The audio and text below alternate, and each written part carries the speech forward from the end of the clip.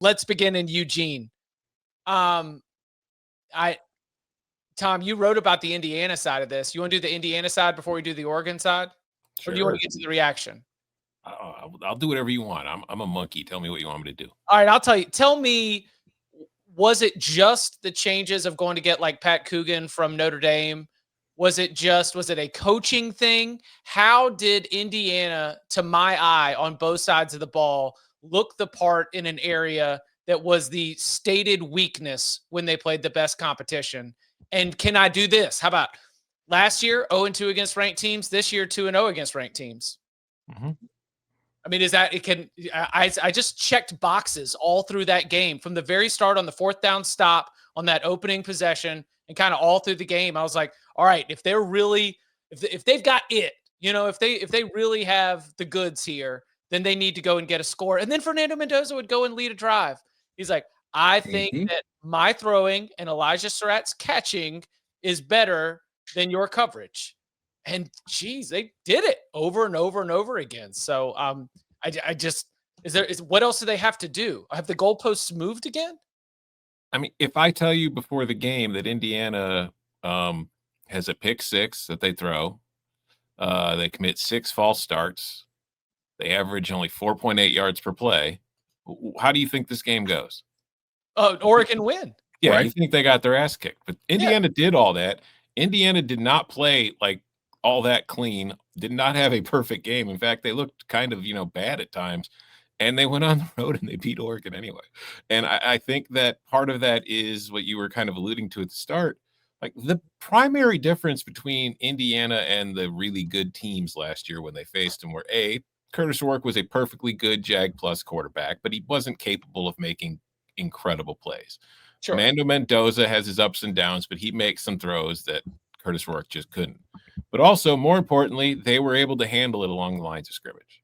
Like, if you look at the game right now, Oregon finished with 4 tackles for loss and 1 sack. Indiana had 6 sacks and 8 tackles for loss. Like, they'd allowed one. Oh, Oregon had allowed one sack all damn year. And Indiana goes like, no, we are getting in the backfield. Like that, like a few weeks ago, that defensive front just absolutely tore Illinois to shreds. And it was like, all right, Illinois' offensive line has got problems. I did not think that they would be able to do that to Oregon, but they did. Not to the same kind of level, but they don't have like 5 stars on their defensive line, but they have a bunch of like 23-year-old men. You know what I mean? They have guys who've been around a while. They got guys who played together for a while. And they looked the part today. Like they played very well. Aiden Fisher is just a human heat-seeking missile. He finds the ball. He lays the wood when he gets there. And then their offensive line, like they weren't perfect. Like they didn't have the best game, but they held up enough. They bought Fernando Mendoza enough time to hit his throws when he was making them for the most part. And it just allowed them to stay in the game. And it kept, and just being able to put that kind of pressure on Dante Moore. I talked about it a few weeks ago when Oregon, played Penn State. I got a lot of pushback from Oregon fans about it by saying that Dante Moore would look a little skittish in that game when he had pressure on him. He had pressure on him today. He looked a little skittish. Like that's how quarterbacks work. That's what happens when the pocket's collapsing around you. So I just felt like that was 2 really good teams playing an imperfect game because they were kind of making things difficult on each other. And one of the really good teams won by 10 points. Yeah, and we talked about this at halftime. It's like, all right, 1 of 2 things are going to happen here. Oregon's going to go in. Oregon's going to say, hey, we had 200 yards in the first half, turnover on downs, we missed a field goal, we can move it on. Indiana's going to go in, and they're going to say, they should have killed us when they had a chance. Yeah. Because we're the one, like kind of like in the movies, right? Like when the good guy comes back, it's like, you know what? Should have got me when you had the chance, man, because it's our turn to have the chalk. It's our turn to make the adjustments. I mean, they did. Look at Oregon's drives in the second half. Like Indiana made tremendous adjustments.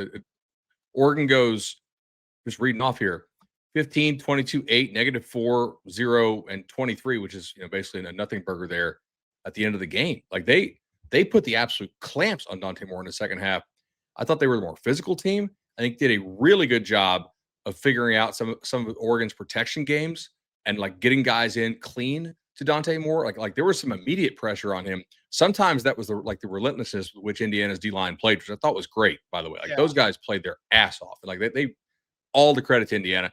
And I thought like their defensive coaching, like they're playing against a really good coordinator in Will Stein. Man, I definitely think like Oregon's offensive coaching is way better than Oregon's defensive coaching. You know, like they pretty much Well, hold. not way better, but like Yeah, because I mean, we have seen you're not we've going seen to Oregon lay some eggs defensively in some of these games. Like DeBoer pantsed them twice. Obviously, Ohio State last year in the playoff. Like there have been some games where it's like, oh man, okay, that's still Dan Lanning's defense. He's not going to like. There's going to be certain things that that's fair. Expect him to at least come in, like because I give him some. But they didn't give it to him. Like a lot more college football games are lost than they are won. And Indiana's really good at not beating themselves.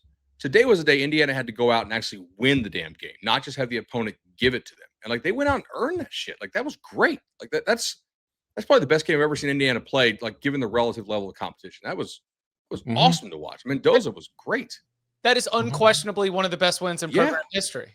Yeah, for sure. Like, I'll also say too, like we talked about it during the week. Like we picked Oregon because our bigger concern was like we didn't think that their secondary could cover those guys. They covered them. Yeah, absolutely. The Corey Moore didn't do anything. Gary Bryant didn't do anything. Kenyon Sadiq only had 2 catches for 21 yards. Like Elijah Surratt and Omar Cooper both had better games than anybody on Oregon's passing or receiving core did. So totally, like from front to back, like it wasn't a fluke. Indiana outplayed Oregon in pretty much every single phase of the game.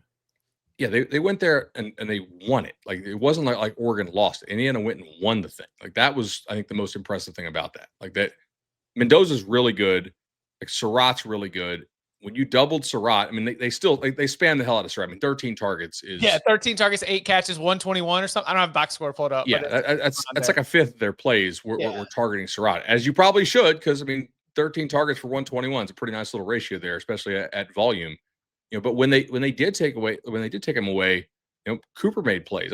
They stayed with the run game. Like they didn't hit a lot of explosive runs, and their long was 14 on the day, but they did a decent enough job of staying ahead of the chains at times. They didn't face a whole lot of like 3rd and 15s in this game. You know, like they found ways to keep it manageable to where a guy like Mendoza can make something happen. I thought the arm strength was really good too. He was making some throws to the wide side of the field that were pretty impressive, and you know, Oregon challenged him to make some difficult throws, and he did it. Like that's a damn good football team. Yeah, I mean they were the way that they were able to run the ball in the second half when they needed to was super impressive. And then just to like go with a pretty basic stat that backs up how it felt. I think in Oregon was 2 of 8 on 3rd down, you know, and they got forced and they converted a 4th down or 2. But on those money downs, I just thought Indiana won them just more times than not. And they did it in somebody else's house. I see a lot of commentary in the tailgate about Indiana and their landing spot in the AP Top 25 poll. A reminder before we get out of here tonight, somehow, some way, we're going to get through it. We're going to get to tomorrow's Top 25 today. Just a little historical note here based on Chip Patterson Institute and Research. Never been higher than number 4. Reached number 4 in 1945. Reached number 4 in 1945 and 1967. Anything higher than 4, we're talking program history for the Indiana Hoosiers coming out of that win in Autzen Stadium. So I had an Indiana fan ask me, is Cignetti's job that he did here so far? I'll make sure I got this right. Wait, hold on. While you're looking it up, is that the only thing any Indiana fan has said to you at all in the last? Pretty much. I would say roughly, but we do welcome all to the chat. Make sure you guys hit like and subscribe, by the way. We'll certainly own it when you guys play a good game. I'm sure this Kurt Cignetti future thing is 100% the only pretty thing much. I would say Indiana fan has reached out to you about. We're gonna land like an advertising deal in Indiana because they're gonna see our metrics for like going like popping off there in Bloomington. Relative to the quality of the job and like the program history, is Sig at Indiana through the best coaching job ever through 1.5 years?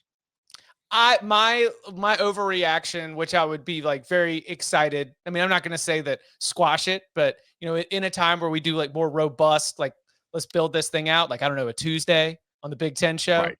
You know, like, where does this rank among the best program turnarounds of all time? I went as far as to say in the 21st century, because I like power conference program turnaround, what he took over and what he has achieved through a season and a half. It's got to be on your short list since 2000. I think so. Who you got? 2002, Utah fires Ron McBride after a 5-6 season, hires some guy named Urban Meyer, and in year 2 he goes 12-0, and then reaches the Fiesta Bowl, and maybe could have been. The other one is probably Chris Peterson in Washington. Mm-hmm. Like if we, I mean, I don't want to derail this. We got a lot of games to get to. That's what I was saying. We can't do that right here. I'm going through every single coaching hire in my brain right now. I'm trying to find it. But yeah, to your point, I would agree. Yeah, without a doubt. He showed up. He had a plan. He is a great example, as we're about to enter a very silly coaching search season, that having someone who knows how to get a program organized and knows how to get people in line, either by force of personality or by just like your attention to detail of just outworking people at your own organization. I think Kurt Cignetti has shown they're not all going to have his track record, right? But that's something you should look for in terms of an archetype, because that's how you flip something fast. So yeah, absolutely, without a doubt, one of the most impressive coaching jobs. All right, anything? Oh, the Oregon side. Are you reconsidering what Oregon is? Yeah. Because Oregon's wins, and like I wanted to talk Indiana first. I'm glad we did, because I don't want to take away from Indiana. Indiana's a good, really good football team, and they went out there and earned that. And Oregon's still a really talented team, and I think still a really good team. Does the fact that like Penn State has totally cratered, and Oklahoma State has cratered, and Oregon's wins over FPS teams, those teams' records against other FPS teams are 2-14. Is that giving you guys any pause about maybe what Oregon is right now? No. I still think they're one of the 5 best teams in the country. So I think we all had Ohio State, like the day we debated Danny, we all had Ohio State tops in the Big Ten and Oregon second, right? Mm-hmm. Oh, first of all, we do hope Danny's feeling better. Like he's not ducking. I mean, he's never on the night show, but like Danny, we hope you're getting some good rest, man. He looked rough today in studio. That was just because he was watching Florida State. So, no, he was out before that. That was tough. So wait, is he rocking with like a sore throat, just feeling bad type situation? I didn't want to get too close to him to figure out exactly what was wrong. Yeah, I don't want to have any health violations here, but yeah, I'm wondering if I'm starting HIPAA violations. Yeah, I don't have any HIPAA violations, but I'm not sure he's gonna be running tomorrow morning listening to this, right? Okay, got it. He might still be in bed. Yeah, man, I feel better. He's gonna take a couple pounds off the weighted vest. But are you reconsidering Oregon? Really, because like who else out there looks much better than them? So we just watched USC and Michigan, and we'll do a further game breakdown later. I watched a lot of that game. I'm not going to say that either one of those teams are definitively better than Oregon. No. Okay. Yeah. Definitely not. No. We are in a nice part of the season where, as I've said before, we can silo everybody into their conferences, stack you up against your peers, and I'm knocking Oregon down a little bit, but there's a floor. And so I think that floor, at least in terms of the Big Ten, is you're not Ohio State.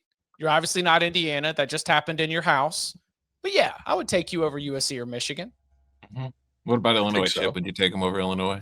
Would I take Oregon over Illinois? I would take Oregon over Illinois. I would just point out the only 2 teams that Illinois has lost to are Ohio State and Indiana. Oregon has gone all the way from second in the national title odds to 4th. Mm-hmm.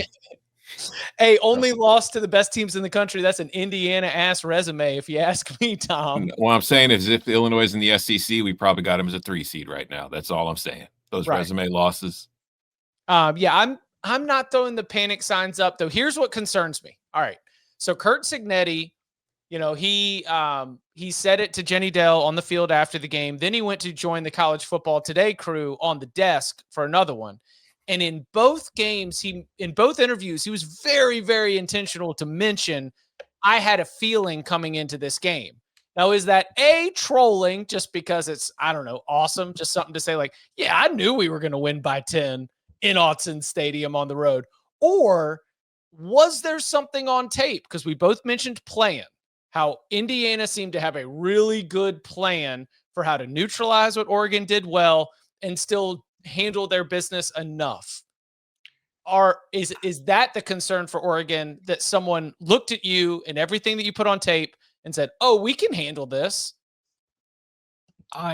No disrespect to Kurt Signetti, but I feel like Kurt just says things. That's what I'm asking. Yeah. I'm asking, do you think it's just part of the like I mean, shtick? this is the man who says, I win, Google me. This is the man who showed up at the pep rally and said, we're going to kick all these teams' ass. I mean, he's backed it up for the most part, but I think Kurt's kind of doing wrestling promos when he's doing sideline interviews and he's on the desk. I mean, it's worth alleging that for sure, but it's why I needed to bring this up because it's possible. Also, the sequence, right? Like, you would think that if they knew they had something there, they would have, like, you're probably exploiting that from the word go. Oh, well, Oregon had 200 yards in the first half and they had 67 yards in the second half. Like, that's fair. Okay. Maybe Signetti meant like we knew we had something at half we could make adjustments to. I was thinking that they were in their minds. They said, if we get after Dante Moore, we can rattle him. I think that they said we believe D'Angelo Pons is going to be back. He was scratched at the last minute, last time out. So we are opening up the full defense of allowing, you don't know where the pressure's coming from, but we're just going to get after Dante Moore and see how he handles it. And I wonder if that was, a piece of this. Guess what? Not many defenses are going to be able to do that as well as Indiana did. And so I don't know if that'll be costly, but it's something that, Oregon's obviously going to probably spend some time focusing on as they continue to move this forward. All right.